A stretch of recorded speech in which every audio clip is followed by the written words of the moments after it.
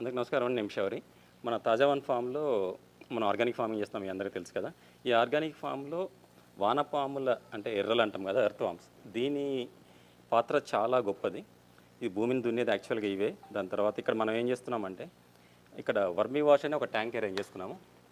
ఈ vermi wash tank గురించి మీకు ఇప్పుడు నేను ఎక్స్ప్లెయిన్ చేస్తాను. అయితే ఈ వర్మీ వాష్ ట్యాంక్లో ఏంటంటే వర్మీ అంటే వర్మ్స్, ఈ ఎర్త్ వామ్స్ని మనం ఇంట్రడ్యూస్ చేసుకోవాలి.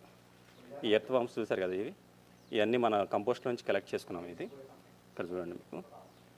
అయితే ఈ వర్మీ వాష్ ఏం చేస్తుందంటే, దీంట్లో ఏం చేస్తామంటే, ఒక లేయర్ మన దగ్గర దొరికిన ఏదైతే గడ్డి, గాదము ఇట్లాంటివన్నీ మెడిసినల్ ప్లాంట్స్ అన్నీ కూడా తీసుకొచ్చి కొంచెం ఎండబెట్టిన తర్వాత ఒక లేయర్ వేస్తాము. ఇంకొక లేయర్ కొంచెం వారం రోజుల పెండ వేస్తాము. మళ్ళీ లేయర్ చెత్త అట్లా వేసుకుంటూ పోతాము. అయితే దీనికి కావాల్సింది ఏంటంటే, వానపాములు అనేది మెయిన్ దీంట్లో ప్రముఖ పాత్ర పోషిస్తాయి.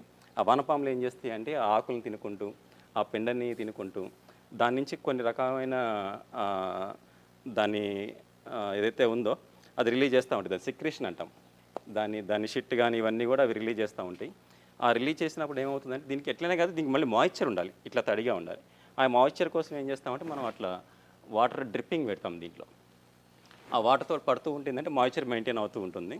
దాని తర్వాత ఫస్ట్ 15 రోజుల తర్వాత మనం ఒక బ్యాచ్ ఇక్కడ తీసుకుంటే, ఇక్కడ చూపిస్తున్నా, ఇక్కడ మనకి ఇట్లా మనకి లిక్విడ్ వస్తుంది. ఆల్రెడీ దీంట్లో కొన్ని ఎర్త్ వామ్స్ ఉన్నాయి. ఇట్లా లిక్విడ్ వస్తుంది, మన టీ డికాషన్ లాగా ఉంటుంది ఇది. దీన్ని ఎవ్రీ 15 డేస్కి ఒకసారి దీన్ని కలెక్ట్ చేసుకొని దీని పంటలకు వాడితే దీంట్లో 8 రకాల మైక్రో న్యూట్రియంట్స్ వస్తాయి. ప్లస్ మేజర్ న్యూట్రియంట్స్ ఏదైతే ఉందో ఎన్పికే అవి కూడా వస్తాయి. ప్లస్ మంచి మంచి మైక్రో ఆర్గానిజమ్స్ అంటాం కదా, మంచి బ్యాక్టీరియా, ఇవన్నీ కూడా వస్తాయి. ఇది నిజంగా మనం దీన్ని పంటలకు వాడితే ఒక మ్యాజిక్ లాగా పనిచేస్తుంది. అందుకని చెప్పి మీరు ఇక్కడ చూసుకుంటే మన వర్మీ వాష్ అనే టబ్ని అరేంజ్ చేసుకున్నాము. యాక్చువల్లీ మీరు ఇక్కడ చూసుకోండి, ఇదంతా కూడా మన ఆర్గానిక్ ఫార్మింగ్ కావాల్సిన ఇన్పుట్స్ అని మనం ఇక్కడే తయారు చేసుకుంటాము. అక్కడ చూస్తేనేమో అది పంచగవ్య, ఇది వర్మీ వాష్. ఇక్కడ చూస్తే పెద్ద ట్యాంక్ ఒకటి ఉంది కదా, ఇక్కడ చూడండి, ఇది జీవామృతం. మొత్తము ఈ జీవామృతం అంతా కూడా ఇక్కడే తయారు చేసుకుంటాము. 1500 to 2000 లీటర్స్ ఉంటుంది. ఇది తయారైన తర్వాత కింద మనకు ఒక 6000 లీటర్ కెపాసిటీ స్టోరేజ్ పెట్టుకుంటాము. ఇంకా చూసుకుంటే మనకు అక్కడ అన్ని డ్రమ్స్ కనిపిస్తున్నాయి కదా, ఇవన్నీ కూడా తర్వాత మీకు చూపిస్తాం ఏమేం చేస్తున్నాం అని చెప్పేసి. ఒక్కసారి పైకి వెళ్దాం శ్రీరామ్.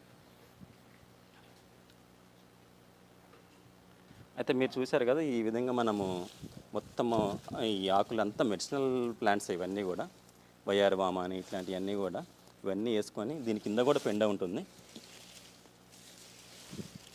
ఈ పెండ ప్లస్ చెత్త ఈ విధంగా మనం మొత్తం దీంట్లో వేసుకుంటాము. సో దీంట్లో మనకి ఎర్త్ వామ్స్ ఇంట్రడ్యూస్ చేద్దాము. ఇక్కడ మనము ఎర్త్ వామ్స్ ఇక్కడ ఇంట్రడ్యూస్ చేస్తున్నాం చూడండి. ఈ విధంగా ఈ ఎర్త్ వామ్స్ అన్ని దీంట్లో ఆల్మోస్ట్ ఒక 5 to 10 kgs ఎర్త్ వామ్స్ ఉంటాయి దీంట్లో. ఈ విధంగా వేయటం వల్ల ఏంటంటే, ఇవి మొత్తము అవి పిల్లల్ని పెట్టుకుంటూ చాలా తయారవుతుంది. చాలా తయారైన తర్వాత దీన్ని ఆ ఎరువుగా మార్చే క్రమంలో ఆ సొల్యూషన్ అనేది, లిక్విడ్ అనేది రిలీజ్ అవుతూ ఉంటుంది.